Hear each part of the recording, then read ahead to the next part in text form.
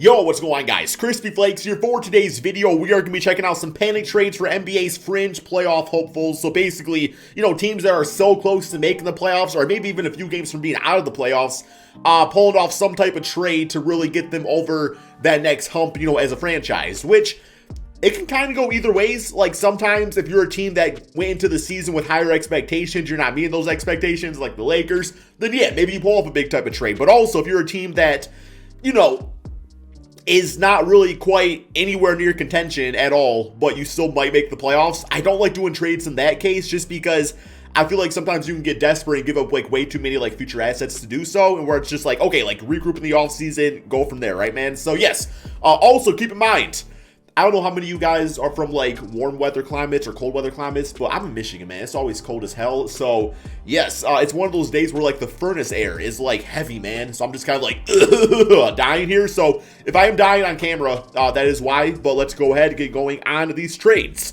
So the first one we have is the Hornets. Okay, also, by the way, man, it is a few days old, so the seating might be off a little bit, just to let you guys know. But we got the Hornets upgrade at center. The Kings get help on the wing.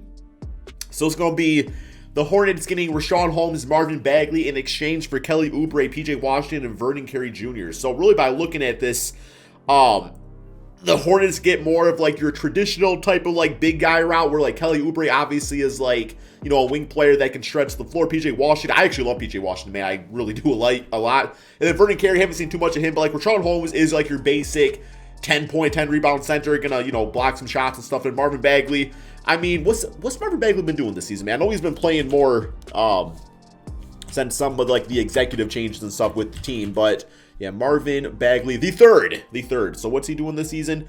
9.7 rebounds per game.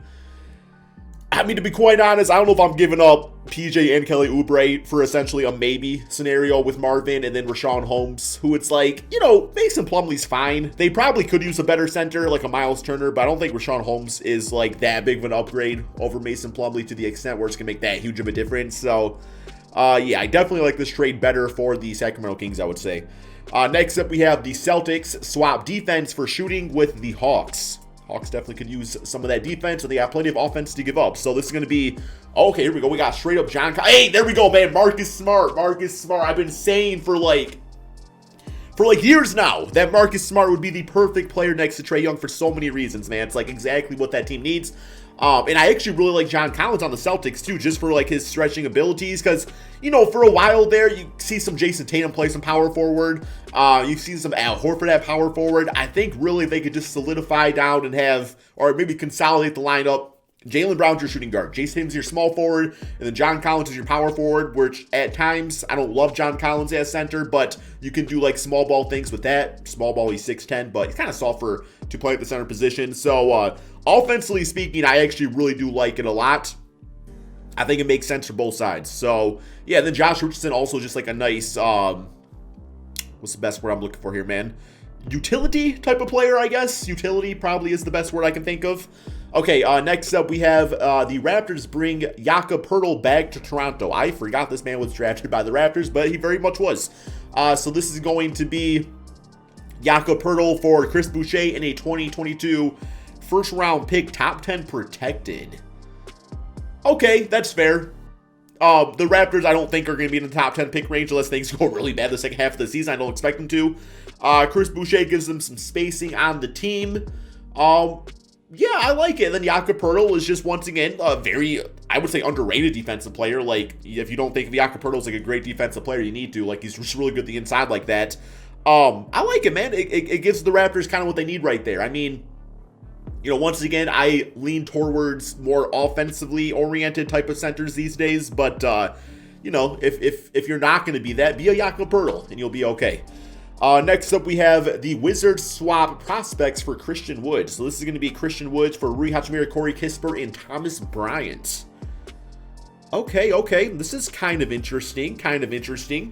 Christian Wood's a good basketball player.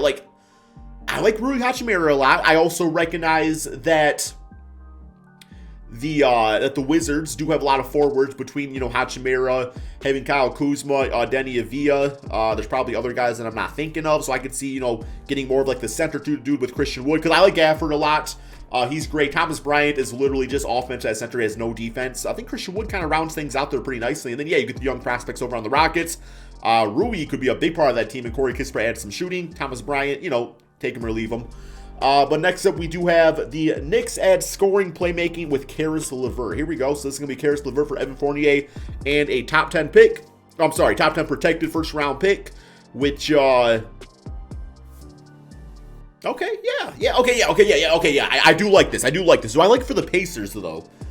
Because I assume if it's not a top 10, or if it does end up being top 10, then the Knicks get that pick, and I think the Pacers would get, like, next year's pick or something like that. I think that's how protections go. Evan Fournier doesn't do much for them, and I think he's actually on a pretty, $17 million contract per season. I mean, he gives them a score on that team, I guess, but it's really doing it for the draft pick. And then Caris LeVert, does give them that playmaking type of combo guard. So, all right, I don't think it's like this is like super desperate for the Knicks. I think it's a trade that makes sense, and the Pacers getting a pick out of Evan Fournier, Caris LeVert, you can't beat that. They do want 2 first-round picks for Caris. That might be just sales tactics, right? They're trying to, upsell a little bit, right? All right, here we go. We got Minnesota gets defensive with Miles Turner. Okay, a center. Okay, so this is gonna be Miles Turner for Malik Beasley and a top 10 protected pick again here. Malik Beasley, I'm a big fan of. He's only like 25, and actually, I don't. Am I a big fan of him as of late? I guess this season I haven't paid too much attention. I know like last season he was a decent scorer and everything, but he could be trash now, man. So this season, 12 points per game. That field goal efficiency is not great. Damn, shooting 8 threes a game, 34%. Okay, interesting. More of a 6-man, I guess, these days. All right. Now Miles Turner, I guess, does Cat go to power forward then? I would assume there, which he can do, being a shooting big guy and stuff like that. Like these guys' games would complement each other nicely. It's just they're not like slow guys between Turner and Cat, but they're also not like the quickest guys in the NBA, where it could, some mobility issues could kind of arise there. But Sabonis more of a center, plays power forward, so I guess Cat more of a center playing power forward could also work out, and you get the defensive Miles Turner. So alrighty. Next up, we got the Lakers finally add a piece that fits, and Eric Gordon, which I love this already. So this is going to be Eric Gordon and 2 second-round picks for THT and Kendrick Nunn. So not THT in a first, but I don't know. THT on the Rockets, is there an opportunity there? I think there probably is, especially with his wingspan. Like, you could really play him at, like, I would say essentially the 2 through 4 spot, given what type of lineups you want to run. But Eric Gordon does add that scoring to the Lakers. Just somebody you can count on, a veteran. You get the picks out of it too, which the Lakers do not have a lot of, but these are second-round picks. I don't know if it's worth the Rockets giving up picks, though, for being like a rebuilding team to get to THT. I don't know, man. Like THT seems really popular because he's on the Lakers. Like if he was on the T-Wolves or a team like that, I mean, you might still think of him as like a good young prospect, but I don't think he's going to get like quite the amount of like clout that he gets for being on the Lakers. Let's actually check him out on the season, man. So yeah, I'm probably in the way here, by the way. My apologies. Talon, I didn't realize that. Didn't really feel like doing the green screen today, man.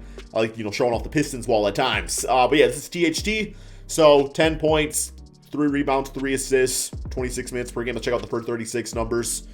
I don't know, man. He's only 21. Maybe it's worth a risk. What do you guys think? Let me know in the comments, guys.